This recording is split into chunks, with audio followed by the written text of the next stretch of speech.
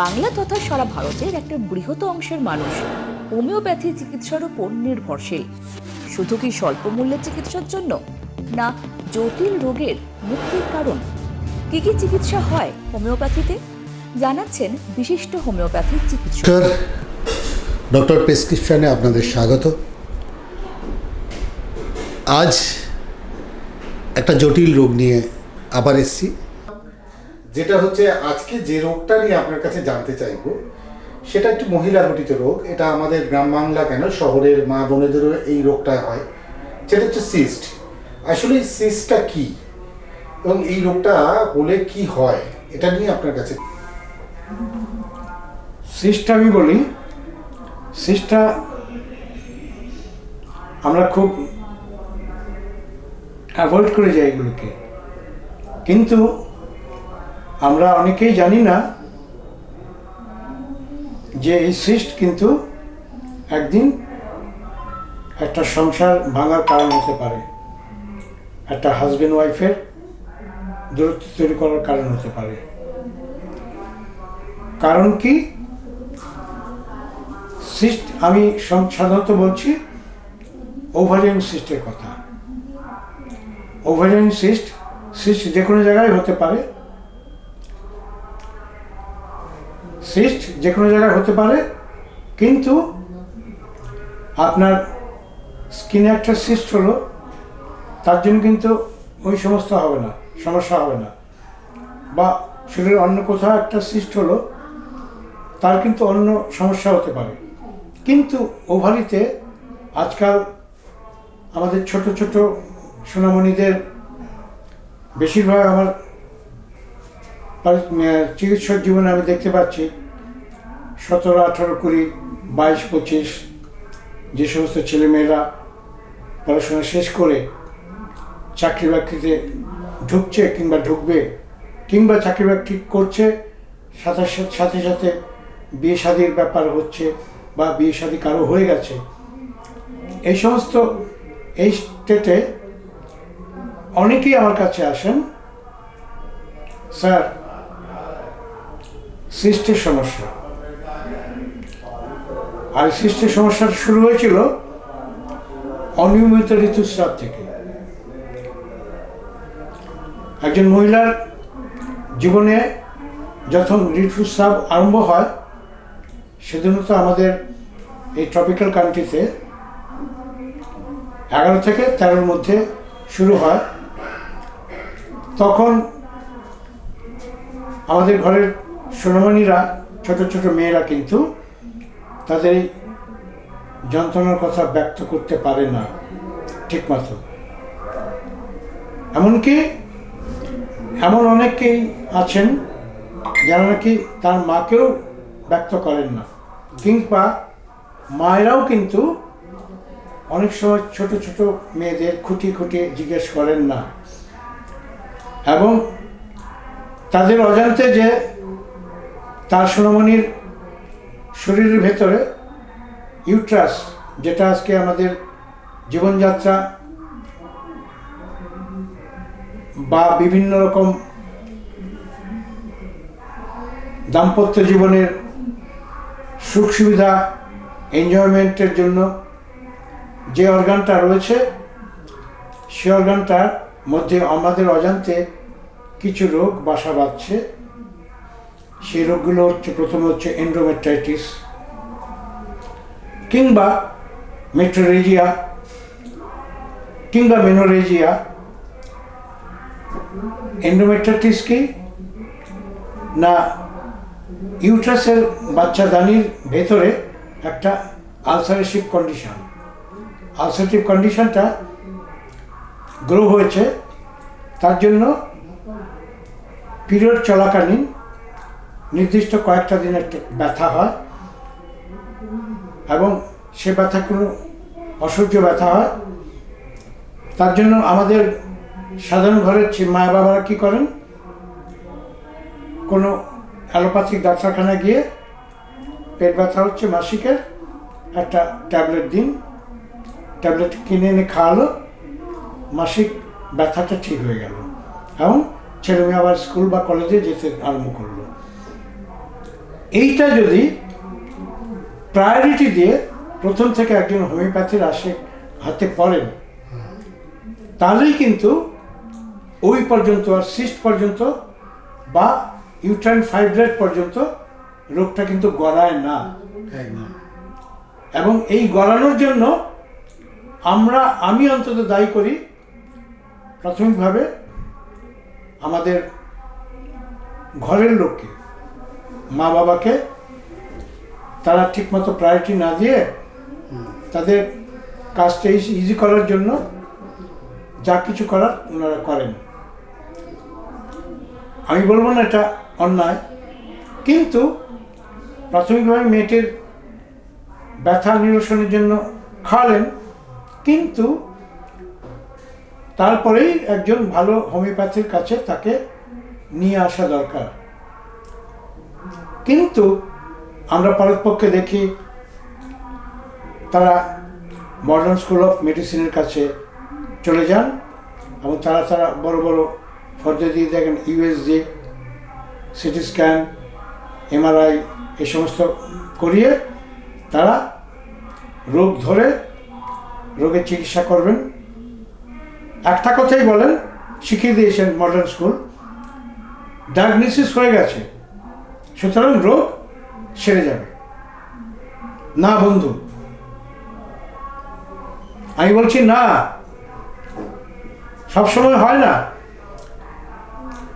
তাৎক্ষণিকভাবে হয়তো হয়, আলটিমেট হয় না। এন্ডোমেট্রিয়াসিস ধরা পড়েছে, কিন্তু এন্ডোমেট্রিয়াসিস থাকাকালীন মডার্ন মেডিসিন খাওয়ানো হয়েছে, এন্ডোমেট্রিয়াসিসকে থেমেছে আজ পর্যন্ত কোনো রেকর্ড নেই। কিন্তু সেই রোগ পরবর্তীতে ট্রান্সফরমেশন হয়েছে into endometriosis, into metritis, into menorrhagia or metrorrhagia, ultimately polymenorrhea এবং ultimately PCOD, polycystic ovarian disease বা fibroid of uterus। তাহলে রোগ যদি শুরুতেই শেষ হয়ে যেত, তাহলে আমরা আজকে এই হাজার হাজার মায়েদের মধ্যে, আমাদের বোনদের মধ্যে আমরা আজকে এইগুলো পেতাম না। আমাদের কাছে প্রচুর মা বোনরা, আমাদের ছোট ছোট মেয়েরা আমাদের কাছে আসেন, পিসিওডি, স্যার পিসিওডি হয়েছে, স্যার ওই হয়েছে, সেই হয়েছে, নানা রকম টার্মস তাদেরকে প্যাথোলজিক্যালি দেখিয়ে দেওয়া হয়, বলে দেওয়া হয়। কিন্তু আলটিমেটলি কিন্তু পিসিওডি সারছে না। 6 মাস, 1 বছর, 2 বছর মডার্ন মেডিসিনের সহায়তা নেওয়ার পর যখন দেখছে আবার পিসিওডি ফিরে এসছে, আবার কিন্তু তারা বিভ্রান্ত হয়ে যাচ্ছে, তখন কিন্তু বাধ্য হচ্ছেন তারা change of school, allopathy to homeopathy বা অ্যালোপ্যাথি টু আয়ুর্বেদিক। আমাদের কাছে কিন্তু নাম্বার অফ কেস আসে, যারা আসে বাধ্য হয়ে আসেন, এবং আর কিছু কেস আছেন জেনারেশন টু জেনারেশন। আমি একজন 50 বছরের অভিজ্ঞ ডাক্তার হয়ে ডাক্তারি জীবনে আমি দেখেছি, আমার কাছে যারা আসেন বিশ্বাস নিয়ে জেনারেশন টু জেনারেশন, আর কিছু মানুষ আসেন বাধ্য হয়ে। আপনার কাছে একটা জানতে চাইবো যে হোমিওপ্যাথিতে এমন কোন ওষুধ আছে যেটা এই রোগ থেকে মুক্তি পাওয়ার উপায়? হোমিওপ্যাথিতে এই রোগ থেকে মুক্তি পাওয়ার অনেক ওষুধ আছে, এবং অনেক ওষুধের আমি বলবো, যেহেতু আমাদের হোমিওপ্যাথিটা সিমটোমেটিক হোমিওপ্যাথি, আমরা সিমটমস দেখে, রোগ দেখে ট্রিটমেন্ট করি না। আমরা ট্রিটমেন্ট করি, আমাদের গড হ্যানিম্যান শিখিয়েছেন সিমিলিয়া সিমিলবাস কিউরেন্টার, বা যে রোগ, যে ওষুধ খেলে যে রোগ হতে পারে, সেই রোগকে সারাতে পারে সেই ওষুধ। মানে আমরা ট্রিটমেন্টটাই করি সিমটম বেসিসে। আচ্ছা, এই রোগকে বন্ধ্যাত্ব হওয়ার কোনো সম্ভাবনা থাকে? আলটিমেটলি বন্ধ্যাত্বেই চলে যায়, কারণ সিস্ট যদি ওভারিতে থাকে, ওভারিতে কোনোদিন গ্রাফিন ফলিকলস প্রস্ফুটিত হবে না। মানে মেয়েদের যেটা ডিম্ব, আচ্ছা, প্রজনন প্রথম 1 নম্বর পয়েন্ট হচ্ছে মহিলাদের ডিম্বকোষ, 2 নম্বর হচ্ছে পুরুষদের সিমেন্স। এই দুটোর মিলন না হলে তো জায়গট ফর্ম হয় না, একটা জীবন সৃষ্টি হতে পারে না। তাহলে যে শাখাতে ডিম্বকোষ প্রস্ফুটিত হবে, সেই শাখাতে রয়েছে অনেকগুলো আঙুলের মতন, থকার মতন ফল, যেগুলোকে আমরা সিস্ট বলছি। তো সেই আঙুলের পাশে তো নর্মাল ডিম্বকোষ আসবে না, হতে পারে না। সুতরাং আমরা এটা বন্ধত্বে চলে যেতে পারে একদিন। তাহলে হোমিওপ্যাথিতে এর চিকিৎসা হয় এবং হোমিওপ্যাথিতে এর চিকিৎসা কিওর হয়ে যাওয়ার একটা সম্ভাবনা রয়েছে। হ্যাঁ, এবং আমরা সিমটোমেটিক যদি আমরা ট্রিটমেন্ট করি, আমাদের 1 নম্বর মেডিসিন আছে ক্যালকেরিয়া কার্ব, 2 নম্বর মেডিসিন আছে হেমামেলিস, 3 নম্বর মেডিসিন আছে জনসিয়া অশোকা, 4 নম্বর মেডিসিন আছে ভাইভারনাম প্রনিফোলিয়াম। এবারে আপনি আমাকে জিজ্ঞেস করতে পারেন যে কোন ওষুধ কখন দেব, কিভাবে দেব। সেটার জন্যই আমাদের কাছে বা আমার কাছে আসতে হবে। সেই জায়গায় অন্য কিছু আর অল্টারনেটিভ নেই, এবং একজন ডাক্তারের পরামর্শে কোন সিমটমসে রোগী বা আছেন, সেই সিমটমসের ভিত্তিতে একমাত্র ওষুধ ঠিক নির্বাচন করতে পারবেন ডাক্তারই, একজন অভিজ্ঞ ডাক্তার, আর তার কাছে তার যাওয়ার প্রয়োজন আছে। আজ এখানেই শেষ করবো। আপনি নমস্কার, আজ এখানেই শেষ করলাম।